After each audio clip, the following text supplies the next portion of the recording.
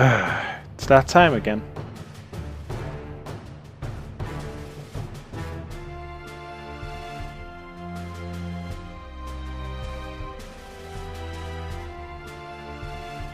Okay kids, sit down, shut up and hear me out. So I am a huge fan of the Mount & Blade saga as a whole, but let's face it, people only really play Warband as it's the best in the series. So before we get further into what I want to talk about in this video, let's go through a brief history of Mount & Blade. The original game, Mount & Blade, came out on the 1st of September 2008, and compared to the more polished Warband, it does look quite rough. Warband is labelled as a standalone expansion of the original. So Warband was released on March the 30th, 2010, and it improved upon the original graphically as well as mechanically. It was a lot more fleshed out than its predecessor.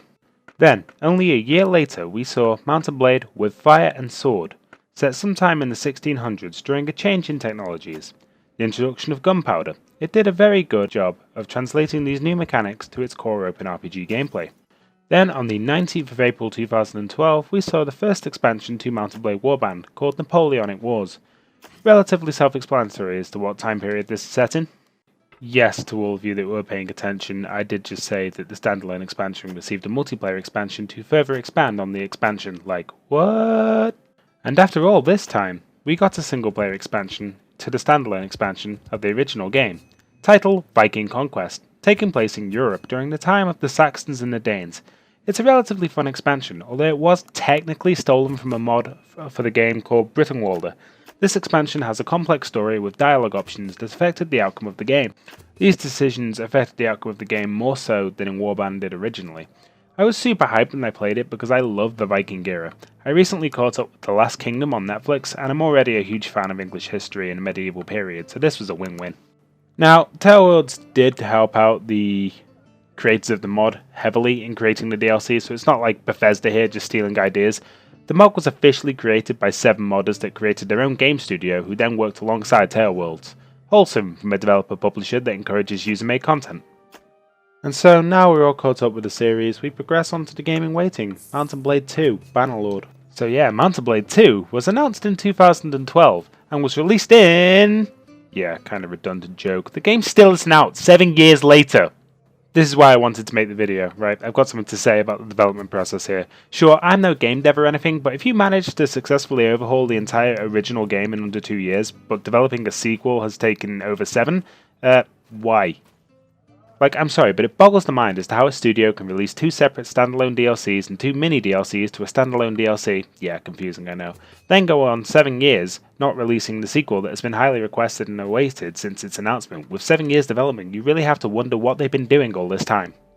Now yes, they did start developing the game in 2012, and at some point in production they switched to a newer engine because in the scope of what they were trying to accomplish, the older Mount & Blade engine just couldn't do it. Now, forgive me if I'm wrong here as I can't find a conclusive answer on the internet, but from my experience in modding Mount & Blade Warband, the game engine is called WSE, or Warband Script Extender. Obviously this wouldn't be the engine used for the original, but for everything after I assume WSE was just the first game's code but with a few updates and tweaks. The 2 games are reasonably similar. So yeah, the game has been in development for longer than most games of this generation's lifespans. Of course, nobody except Taleworlds knows the true reasons for such a long delay, but something tells me that when they announced the game in 2012, it was just to confirm that another Mount & Blade game was coming, and I'm guessing they didn't really have anything to show at that point. So they revamped the engine, thought up a lot of improvements, which they feed to us in slivers of information in their weekly dev blogs. And yeah, don't worry, I'll get to those. So in my mind, they've tried to implement so many new things to Mount & Blade that is slowing the development process right down, and that's part of the delay. Of course, with brainstorming all these ideas, code has to be written and tested to ensure it doesn't break any other game features, because Taleworlds aren't Bethesda. I mean, come on guys, it just works. Yeah, fuck off Todd. But added to this, I feel like the company is feeling pressure to make a significant enough change to Bannerlord over Warband that it feels fresh and new, so it isn't another series that gets dumbed down and loses a key element of what makes the game so special.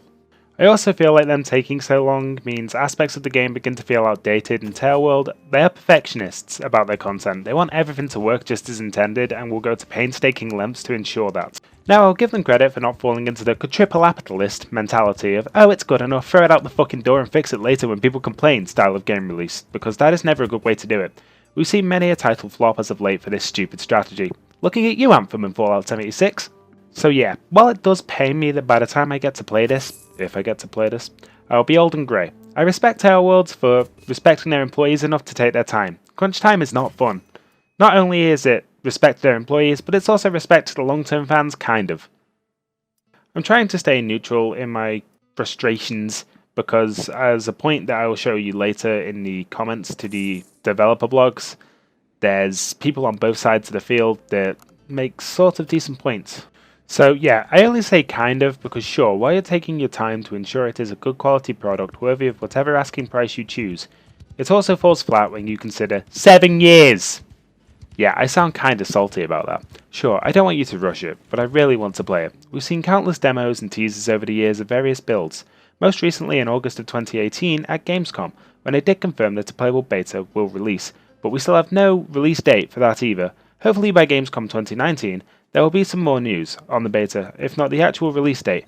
Please, dear Lord Gaben, I will sacrifice cute kittens to you in order to play this game, or at least gain an insight as to when the release date is. So yeah, I wanted to make this video so that people know the pain of the Mount & Blade community. I've been reading the devlogs like a fly around shit, just looking for any scrap or hint of a release. I'm very passionate about Mount & Blade, and I frequently cite it as my favourite game of all time. It is my second most played game, sadly being beaten out by PUBG, but Mount & Blade will always have a soft spot in my heart. Now, sadly, I can envision this game taking a while longer, and I feel it is healthier to just ignore the devlogs until something actually happens. Who knows, I could log into Steam one day, and there it will be, advertised at the front, the very top of new releases, and I'll remember all the hype that was drummed up, and I'll go dizzy with excitement. But until then, we're just playing the waiting game. So, thank you for sticking with the video this long if you have done. I'm eternally grateful. Please, if you enjoy this type of content, the whole video analysis type of video, please drop a like and comment on what games you'd like to see me review. I get a kick out of reviewing niche titles. So we will see what Taleworlds will let us know at Gamescom from the 20th to 24th of August this year. Pretty please, release date, please, pretty please, come on, please, please, please, guys, please. So yeah, thank you so much. The Bannerlord footage was uploaded by a channel by the name of Spanky, so if you're watching this video, thank you so much, you're my hero, G. Please, go check out his channel, link below as well as the links to my Twitter and Discord, so if you aren't and haven't, follow me and join the Discord. It's 2 very easy ways to get in touch with me. And remember, I am a small channel, so if you leave a comment, it's overwhelmingly likely I will see it and respond to it. Thank you and have a great day. Just to let you know, I'm working on a moderate game review, title not finalised. I've had an idea to play mediocre or poor video games and review them. Yeah, not original, but it could be funny, and if I'm destroying my Steam library, you can come on this journey too. That, and I want to review the entire Call of Duty series, because there's about 4 titles I never played. I used to really enjoy the series, but of course I've lost interest in recent years, not surprisingly. But for now, ciao. Continue to do the Lord's work.